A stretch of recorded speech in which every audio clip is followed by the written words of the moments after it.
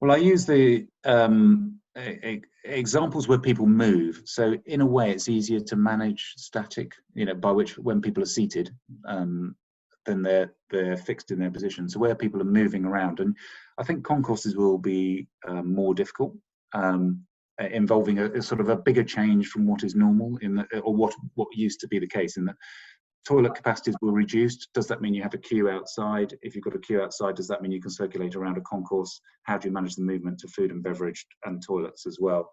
And clearly, we're operating at lower numbers, so we'll see how that works. But I think the point is that the different venue types have been chosen to be quite different with different sports, and their movement patterns are different. And we can go in with a view of what will be difficult or more difficult. The point is to observe them and see, and it might not be the same location at the same times. So entry might be more difficult at Goodwood. Interval might be more difficult at the Crucible.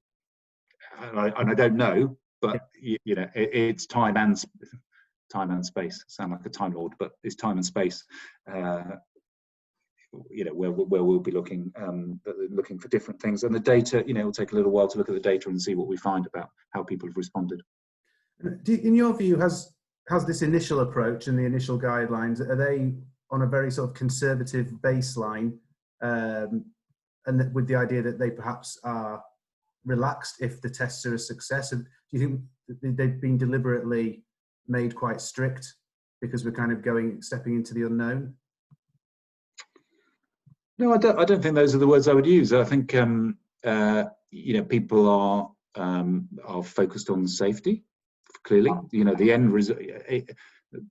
Everybody wants it to be safe, commercially successful, and a good experience. Return to sporting venues, probably in that order. So it's that balance that needs to be right. And so I think the guidance is, where it should be at this stage. And do you anticipate that if the tests are successful, it may mean that venues are able to perhaps increase capacity from where they are? If you find that actually we could allow for more spectators here, we're seeing that there's plenty of room for manoeuvre, and that is. I think that the success of the test events is we've applied these guidelines successfully, and we've collected data about how they apply. If they allowed for room to increase capacity, everybody would be pleased about that. But the guidelines have been developed to give people more certainty than they had to, or a basis on which to plan and to go forward. Sorry, Simon. I think that's it. What do you? Even if the testing goes really well, what do you anticipate will be kind of the maximum allowable percentage of capacity at any venue, outdoor or indoor?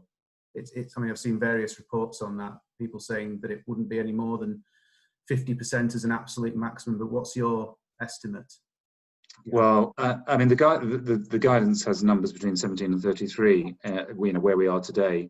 And, those are also they will always be venue dependent. And there is a difference between a new stadium. Take football. There's a difference between a new stadium and an old historic one that's grown up, and that might not be because of the viewing capacity. It might be because of the outside concourse, the inside concourse entry. So I don't really want to give a number yet, but there's the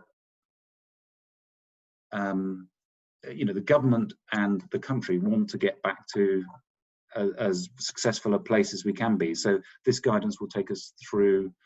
Or the test events will help inform the decision making to help people from opening up for spectators later in the year.